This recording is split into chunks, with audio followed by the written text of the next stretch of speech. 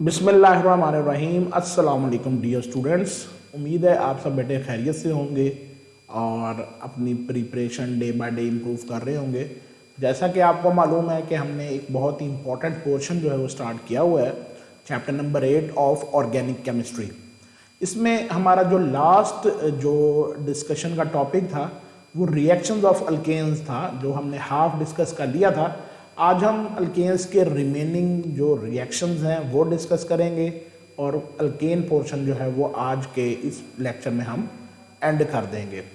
तो previous reactions में जो है वो हम ऑक्सीडेशन के बारे में पढ़ चुके हैं, कंबस्शन पढ़ चुके हैं, और आज जो हम रिएक्शंस डिस्कस करने जा रहे हैं वो काफ़ी इम्पॉर्टेंट हैं और एग्ज़ाम के पॉइंट ऑफ व्यू से एज ए लॉन्ग क्वेश्चन जो है वो भी काफ़ी दफ़ा अपीयर हो चुके हैं। तो सबसे पहले हमारा एक रिएक्शन है, रिएक्शन नंबर 3, नाइट्रेशन। नाइट्रेशन होता है इंट्रोडक्शन ऑफ नाइट्रो ग्रुप। किसी भी कंपाउंड पर जब आप नाइट्रो ग्रुप ऐड करते हैं, NO2 ग्रुप, तो उस रिएक्शन को हम नाइट्रेशन का नाम देते हैं। तो अल्केन्स भी नाइट्रेशन शो करती हैं। नो डाउट कि ये बहुत ही एलिवेटेड टेम्परेचर पर होता है। इसकी रीज़न हम प्रीवियस टॉपिक में पढ़ चुके हैं।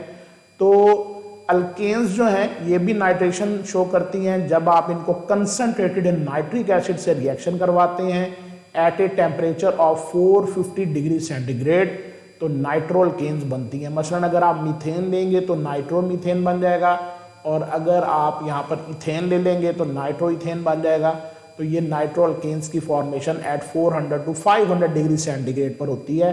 तो यहाँ से आप देखें कि एक H जाएगा और यहाँ से OH, तो ये वाटर भी बनेगा साथ में एज ए प्रोडक्ट, और बाकी जो दूसरा हमारे पास कंपाउंड होगा वो नाइट्रो अल्केन होगा।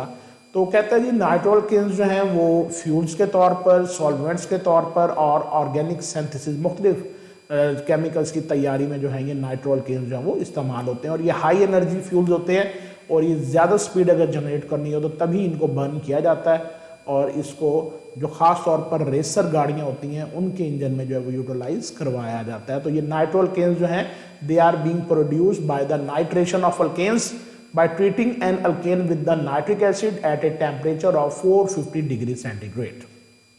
उसके बाद जो नेक्स्ट हमारा रिएक्शन है हेलोजनेशन। ये लॉन्ग के लिए मोस्ट इंपॉर्टेंट टॉपिक जो है वो बनता है, अल्केन्स के पॉइंट ऑफ व्यू में बहुत ही अहम है, और इसका मैकेनिज्म जो है वो फ्री रेडिकल मैकेनिज्म जो है वो कहलाता है। तो इसमें होता ही है कि the alkanes can react with the chlorine and bromine in the presence of sunlight, और सनलाइट या अगर बहुत ज़्यादा टेम्परेचर प्रोवाइड कर दें तो भी ये रिएक्शन हो जाता है। तो इसमें होता यह है कि अल्केन्स का हाइड्रोजन जो है वो 1 by 1 रिप्लेस हो जाते हैं विद द हैलोजेंस। तो इसमें जितनी भी आप अल्केन लेंगे वो सारे हाइड्रोजन उसके डिस्प्लेस हो जाएंगे और मुख्तलिफ प्रोडक्ट जो है वो इस रिएक्शन के नतीजे में बनते हैं।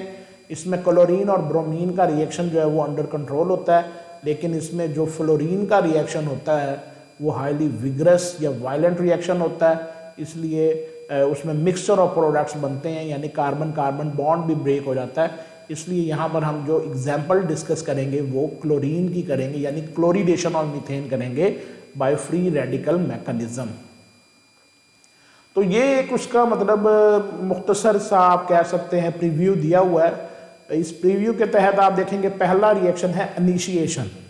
इनिशिएशन में ये होता है कि क्लोरीन यानी Cl2 का जो बॉन्ड है वो होमोलाइटिक क्लीवेज शो करता है। होमोलाइटिक हम पहले भी पढ़ चुके हैं, जिसमें दोनों एटम अपने अपने इलेक्ट्रॉन ले लेते हैं। तो ये होमोलाइटिक डिवीजन में ये क्लोरीन का इलेक्ट्रॉन शो किया हुआ है, फ्री रेडिकल है, ये भी फ्री रेडिकल इलेक्ट्रॉन है।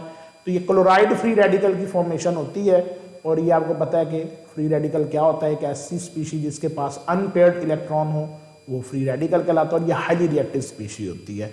फिर स्टेप 2 यानी इस रिएक्शन को आप चूंकि रिएक्शन स्टार्ट हो रहा है, इनिशिएट हो रहा है, तो इनिशिएशन है। उसके बाद ये क्लोराइड फ्री रेडिकल जो है ये अल्केन में से एक एक हाइड्रोजन रिमूव करता है। पहले मिथाइल रेडिकल और HCl बनेगा, फिर वो मिथाइल रेडिकल क्लोरीन पर अटैक करके जो है वो मिथाइल क्लोराइड और क्लोराइड फ्री रेडिकल रीजनरेट कर देगा। वो बताना इन दो रिएक्शन में ये चाह रहा है कि ये रिएक्शन प्रोसीड होता रहता है। मसलन देखें ये क्लोराइड फ्री रेडिकल था, ये अटैक करेगा on a bond between carbon and hydrogen, इसको ब्रेक करेगा, HCl बनेगा और कार्बन का इलेक्ट्रॉन कार्बन पर ही रह जाएगा, जिसको हम मिथाइल फ्री रेडिकल की सूरत में लिखेंगे।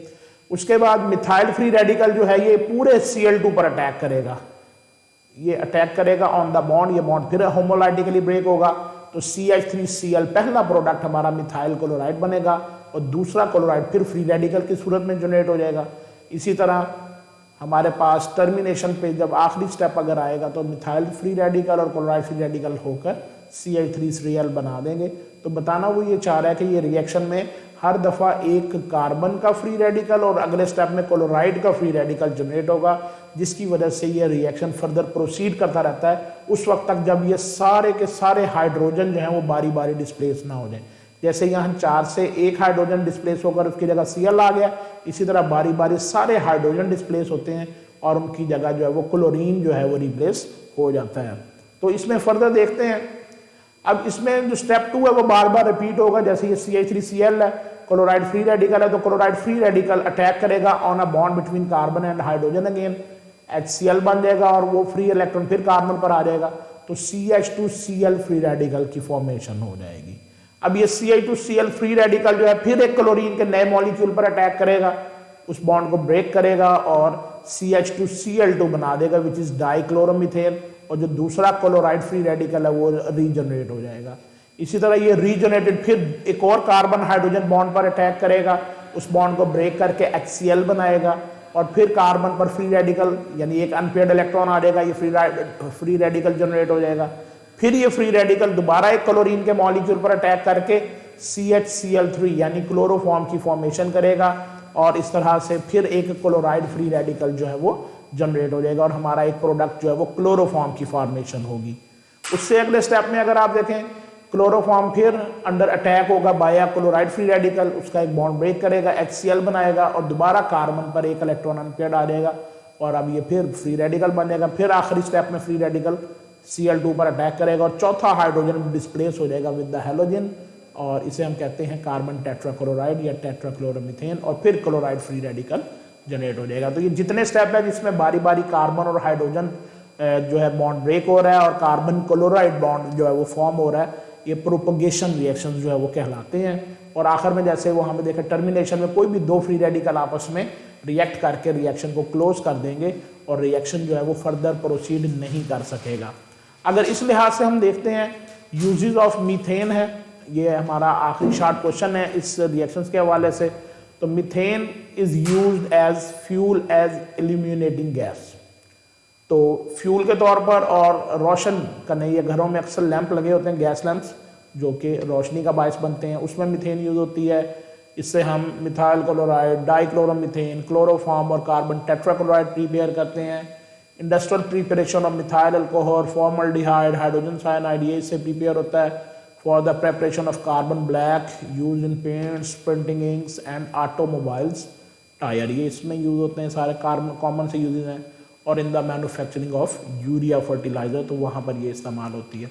तो ये एज ए शॉर्ट क्वेश्चन जो है वो आपको मीथेन के यूजेज आ सकते हैं। जबकि इससे जो प्रीवियस हमारा टॉपिक ऑफ डिस्कशन था हैलोजनेशन, जिसको हम फ्री रेडिकल मैकेनिज्म से प्रोसीड करवाते हैं, ये आपका as a important essay type question की सूरत में अपीयर हो सकता है। आपने बस इसके बेटे स्टेप्स सारे याद रखने हैं कि किस तरह से क्लोराइड फ्री रेडिकल जनरेट होता है और किस तरह ये बारी बारी एक एक हाइड्रोजन को डिस्प्लेस करते हुए डिफरेंट प्रोडक्ट्स बनाता है। तो इस प्रोडक्ट में मिथाइल क्लोराइड है, डाइक्लोरोमीथेन है, क्लोरोफॉर्म है और कार्बन टेट्राक्लोराइड है। इनमें बारी बारी एक एक हाइड्रोजन कार्बन बॉन्ड जो है वो क्लोराइड कार्बन बॉन्ड से डिस्प्लेस हो जाता है और एंड पर ये रिएक्शन स्टॉप हो जाता है, जिस स्टेप को हम टर्मिनेशन का नाम देते हैं। तो इंपॉर्टेंट लॉन्ग क्वेश्चन था। तो ये अल्केन का पोर्शन बेटे हमारा एंड हो गया। इंशाल्लाह नेक्स्ट लेक्चर में हम अल्कीन्स का पोर्शन जो है वो स्टार्ट करेंगे। तब तक मुझे इजाज़त दें, अपना बहुत सारा ख्याल रखें। अल्लाह हाफिज़।